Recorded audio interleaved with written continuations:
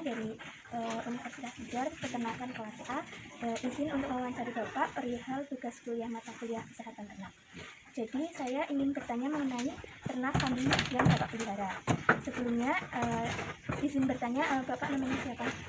Assalamualaikum warahmatullahi wabarakatuh. Nama saya Nur Wahid sebagai owner Sinar Etawa yang beralamat di Desa Soka, Kecamatan Poncowarno, Kabupaten Kebumen.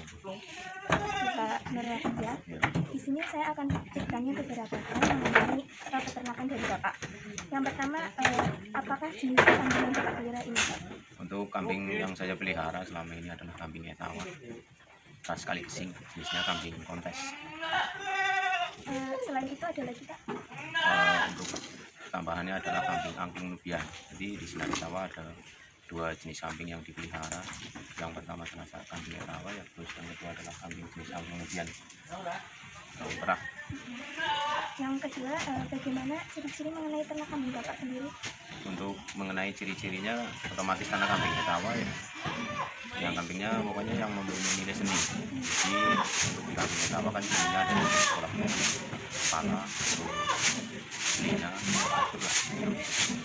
Terus kaitannya masalah kambing Etawa kan, mengapa kayak Sinar Etawa mengelola jadi kambing Etawa, karena di sisi lain ada beberapa program yang dikejar dalam Sinar Etawa. Seandainya karena di Sinar Etawa sendiri kan biasanya sudah breeding. Untuk breeding sendiri, maksudnya kalau kambing Etawa kan seandainya kalau keluarnya baru bisa untuk seni. Kalau di sini kan otomatis harganya tinggi. Seandainya beranaknya di kelas berdaging saja kan otomatis kambing Etawa harganya lebih tinggi karena prosedur kambing Etawa. Kalau kambing angklung sendiri ciri-cirinya apa? Kalau untuk kambing angklung sendiri nih, kalau kambing angklung kan sebenarnya itu maksudnya kambing perah yang biasanya karena kenapa Sinar Etawa mengerjakan atau ternak di kambing angklung perah tersebut, karena aku pikir di zaman yang sudah maju atau menjadi saat ini kan untuk Indonesia sendiri swasembada susu kan sangat murah, makanya kita mulai di breeding. Kalau umurnya sendiri ini rata-rata umurnya berapa ya? Kalau umur untuk di ini karena sistemnya breeding sih, jadi ya umurnya ngacak. Karena secara teorinya kan untuk kambing yang layak dikembangkan, misalnya untuk tidak dibreedingkan kan mulai usia 50 ya 8 tahun. Pertanyaan selanjutnya, apa saja penyakit yang menyerang ternak Bapak sendiri? Untuk masalah penyakit di kambing yang biasanya terjadi adalah hepatitis, ya, kanker payudara, tetanus, terus ya, kena apa namanya ringan lah, ya, manusia semacam pilek. Terus bagaimana cara pengobatannya sendiri, Pak? Untuk apa namanya pengobatan hepatitis itu biasanya hanya untuk di Sinar Etawa itu injek pakai biosan dan Limoxin LA antibiotik. Disuntiknya itu pas baru datang atau udah di kandang? Udah di kandang. Berarti 1 hari setelah datang terus disuntik. Pertanyaan selanjutnya, bagaimana tingkat keparahan dari penyakit yang tadi Bapak jelaskan? Apakah sudah menimbulkan misal kematian atau menular ke ternak lain seperti itu? Ya memang untuk kalau yang tingkat keparahan ya ujung-ujungnya kematian. Untuk di kambing sendiri ini. Untuk selanjutnya, apakah ada perlakuan khusus untuk menghindari penyakit yang sering terjadi pada kambing Bapak? Untuk perlakuan khususnya ya biasanya kalau kena penyakit itu harus disingkirkan dari yang lain, dari teman-teman, otomatis dikarantina. Itu melalui pengobatan. Karantina sendiri itu gimana ya? Untuk karantina itu ya pokoknya minimal itu 50 meter dari kandang produksi. Jangan terjampelan nanti. Kalau pada musim hujan sendiri, apakah ada penyakit tertentu yang dapat menyebabkan gejala pada ternak? Kalau untuk pergantian cuaca, contohnya dari musim kemarau ke musim hujan ya biasanya hanya flu. Jadi seperti tadi cara pengobatan hanya diberi obat yang dari minuman Vitacik, minuman ayam. Minuman ayam kalau untuk pergantian cuaca, kalau hanya flu biasanya kalau kita hanya pilek-pilek Vitacik.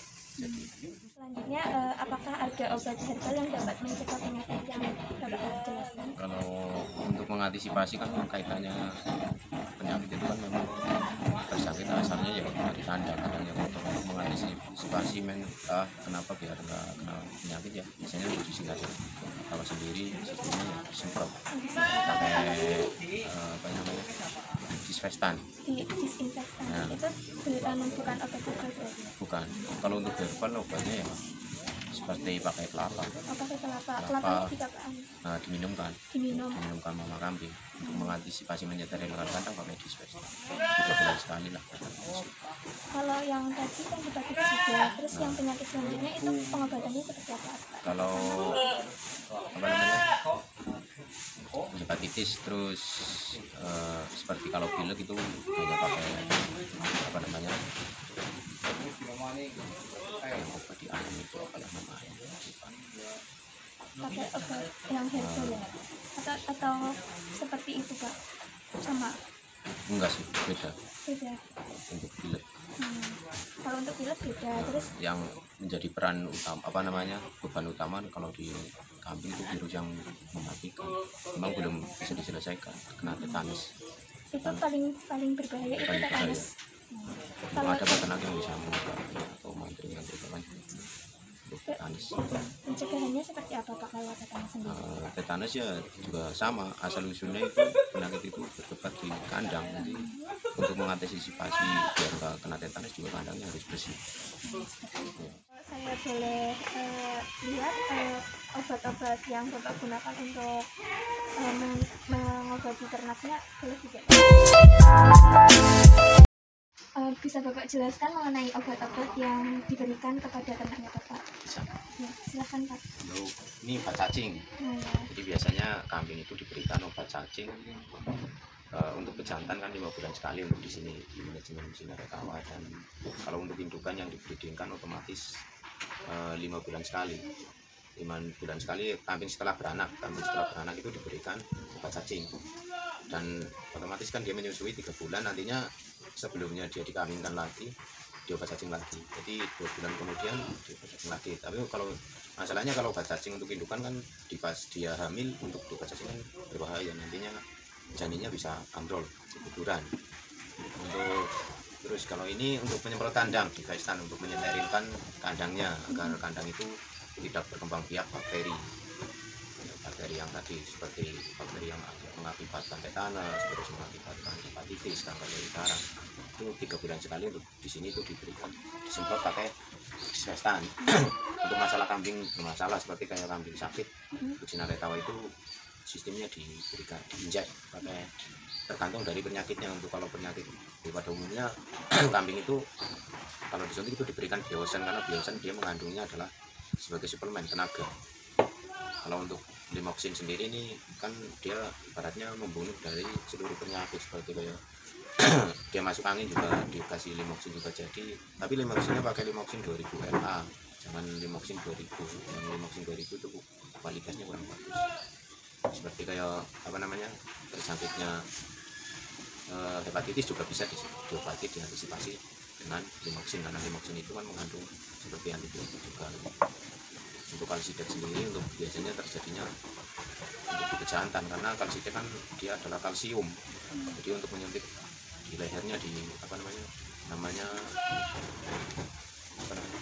suntikan yang masuk, pokoknya masuk ke sukutan di bawah kulit, enggak masuk ke otot intravena, suntikan intravena dia untuk menambah, karena kalsium kan kalsium seperti biosan. Kalau seandainya kambing itu terjadi kena lalat, kena satu bisa disemprot pakai Busanek. Jadi ini yang paling mahal ya Pak, Busanek? Kalau di antara semua yang paling mahal ini. Oh, yang paling mahal yang ini 300. Ini kan kisaran 160. Kalau untuk kesehatan